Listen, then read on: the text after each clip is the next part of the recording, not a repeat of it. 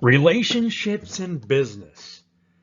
Man, I don't know about the rest of you, but um, I've worked with a lot of people, and relationships are complicated. So we're going to try and make this as simple as possible, but you really can't. I can't. You can't just build a video. It's going to be a fix-all for relationships. For one thing, you have to be self-aware. If any of you have seen my other videos, the follow your heart videos. Make sure that you're following some kind of path to self-awareness. Even if you're working for somebody else, make sure that you're increasing your empathy and communicating and listening as much as possible. Listening is more important than speaking. I know I'm speaking in this video, but anyway, here it goes. So, you know, everything will help any person or your business, if you're a leader, by understanding that you're in a group consciousness. Never see yourself as it's just me, right? Anytime you're just thinking about yourself, you kind of fall into egoic practices, egoic suffering, right? Poor me, I'm so alone, or nobody is listening to me, or I can't listen to anybody. I mean, any number of things you're going to start thinking about if you fall into the little me. Always do your best to fall into the larger me, and it'll make you a lot easier. It'll make it much easier for you to connect with other people because you'll see other people as a part of you, and it'll be in your best interest to listen to what those people are saying, right? For me personally, I've learned so much from so many different people. I can't say that, the quantified me of what you see here is Brian Curtis, right? It's the sum total of all the relationships and all the interactions that I've had, plus the ones that I don't have. Because, when they do studies and they realize that, we're part of this group consciousness, they do a group of people do a meditation on love, and it actually reduces the global conflict rate. So none of us should be under the impression that it's just me. So this just me mindset will cause people to compete versus working together. So the primary job of you, whether you're part of a team or you're a leader, if you're running a team, is to help raise the awareness as that we are a group consciousness. And so the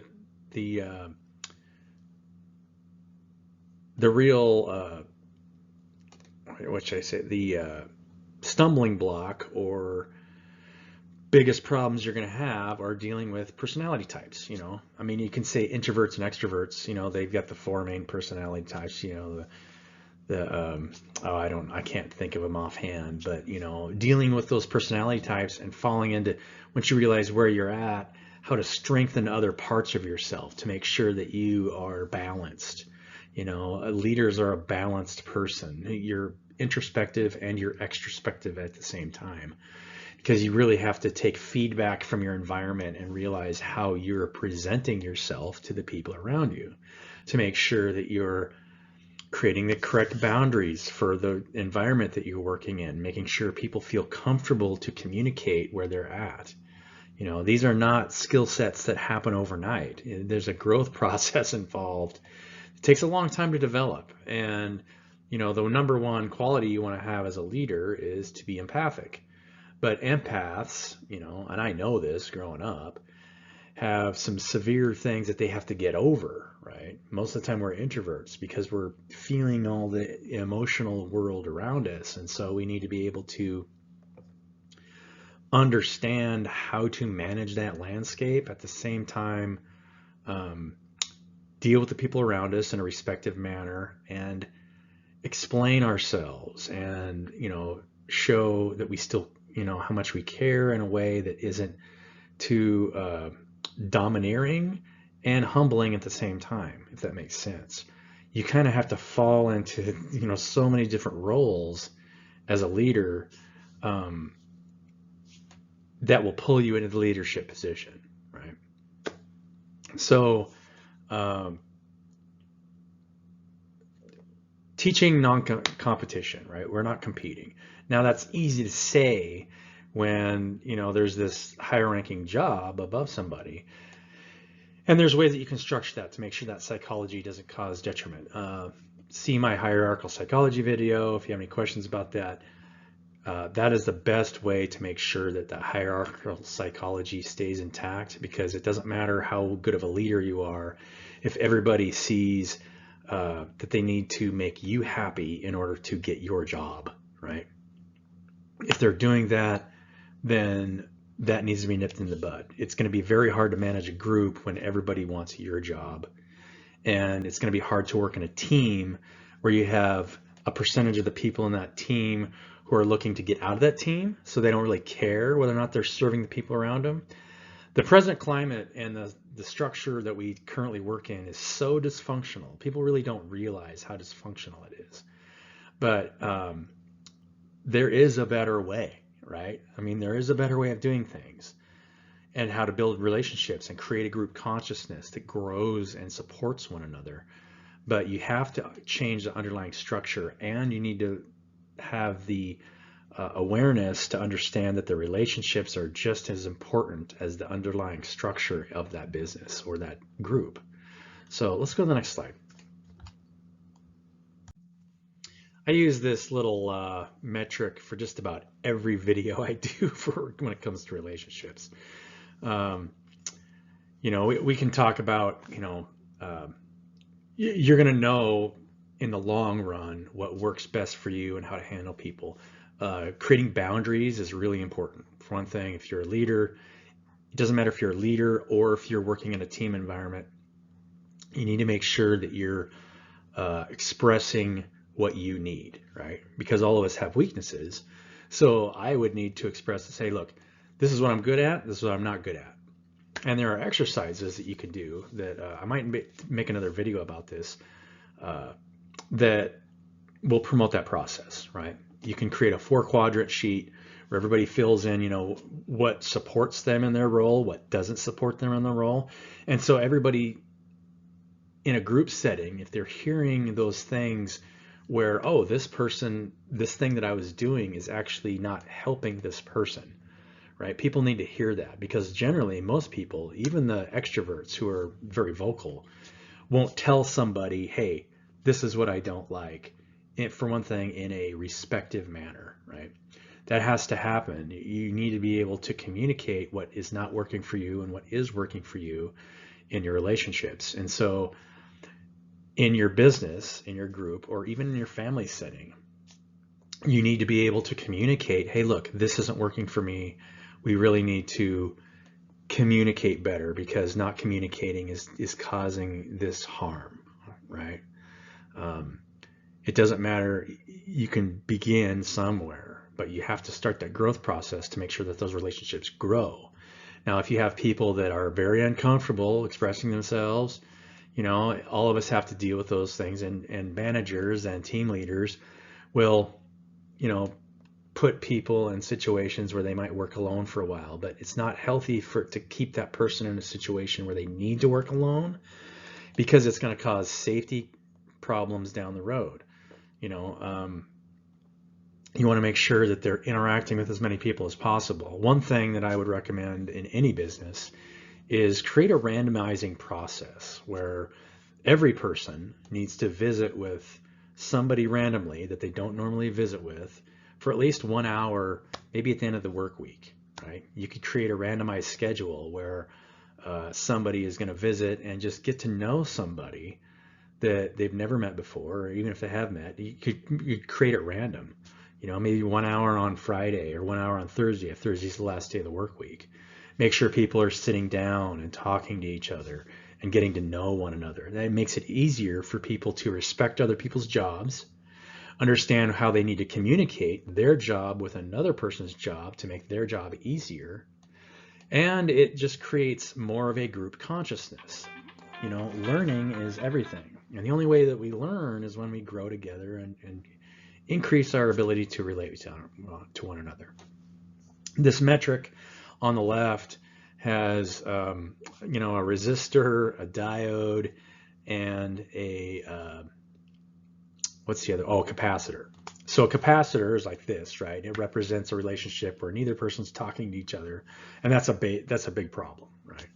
As a team leader, if that situation happens, you might need to call in a facilitator to help facilitate that relationship, um, and understand. Hey, say, look, we we have to get to a place where you guys at least start communicating on some level, where so that you can grow closer to each other. Because from a leader standpoint, you can't ever say, well, those people aren't ever going to get along. That's not, that's really not healthy, and it's not going to be healthy for the business, because you need to be able to say, hey, look, it's going to take us a long time to grow together, but we can do it. None of us are better than anybody else, right? There isn't one person that is more important than somebody else. Everybody has their place. And it's their choice whether or not they want to be a part of the business. But if they choose to be a part of the business, then they choose to be a part of the whole at the same time. And so meetings need to be structured correctly. Meetings aren't as important as a lot of people think they are. So let's start with how it looks from the inside if I'm part of a team. If I'm part of a team, you just give your input when asked. Sometimes you need to make things known if people aren't thinking about that thing. And team meetings in the morning are pretty self-explanatory, right? I'm not going to go into all the relationship things, and making sure that there's a pre-job before every task. Those things are run by teams all the time. But you need to make sure that you're communicating with the rest of your team during the day.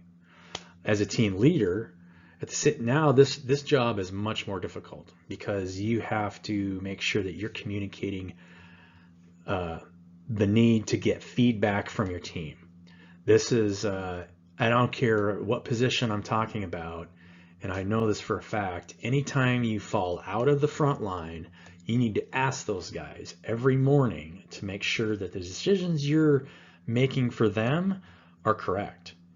Don't ever assume that you know the right way, because things change on the front line daily, weekly, monthly, and you're not connected with the front line anymore. So the front line is controlling you, so you are always asking more questions. This falls into any level of this organism. Your priority is to the people working towards the front line, or either product or consumer. Second is to make sure that you're communicating with parallel supervisors to see if anything else in the company is impacting your group, right? Or if your group is impacting another part of the company. That is the correct communicative circuit. You're looking at a circuit, and if you're not communicating your needs and listening to the needs at the same time, then what are you doing there, right? And so you have to have the awareness to understand which meetings that you should be a part of. And if your company that you're working for is just creating meetings for the sake of having meetings, and the meeting you're in has nothing to do with the people that are working underneath you, excuse yourself. Say, hey, look, this doesn't apply to me. Goodbye. Because you not being available in a meeting might be someone's life. Now, this is kind of a hard thing to understand for a lot of leaders out there, but it's true. You need to be available for information, right? You're part of a circuit, an information circuit, unless you've got, if you got a decentralized decision-making system like, I propose, then if you have ways that you can communicate across company channels very easily to get your needs met, there are ways that you can bypass, one position directly and still make things happen. But a lot of the times, if your team leader is in a meeting, in a lot of settings, everybody else is in that meeting too, which is not healthy. Should never be blocking. It's a inflammation or a blockage in that company to excessive meetings. If there's excessive meetings, you're wasting your time. And the reality is, as many of those positions really aren't needed when you really think about it. A lot of times as companies grow bigger, positions are made that just aren't needed. And people are trying to control things that don't need to be controlled. So, and so the third thing you're doing is just channeling information back up the chain of command. So that is your third priority. If your chain of command is ever asking you to prioritize them instead of the people working underneath you, then tell them that that's not right and tell them to watch this video. Because control comes from the outside. Always comes from the outside. Intent comes from the inside. All you can do is voice your intent, right? Because you're being controlled by product and consumer at all times. You can never control from the inside out. All you can do is serve. And then the reality is all those positions in the company you're serving anyway, because even on the front line, you're serving product or you're serving the consumer. And so every position is a service-based position, and you're always serving from the inside out. So I hope this video is helpful. Relationships and making sure that your leaders are empaths that are serving their groups instead of, you know, controllers, because you can't be a controller if you want the organism to grow. And to make everybody aware that they're part of a group consciousness that's growing and learning from each other. And if that's, you need to create an atmosphere where that is readily available. And if that's not readily available, then I'll help you, right? Just call me if you want to help. I can help you. There's just a couple things you need to do, right? And exercises. It really does have to do with maintaining exercises on a weekly and monthly schedule to make sure that people are doing that. So all my best to you guys, and I'll see you in the next video.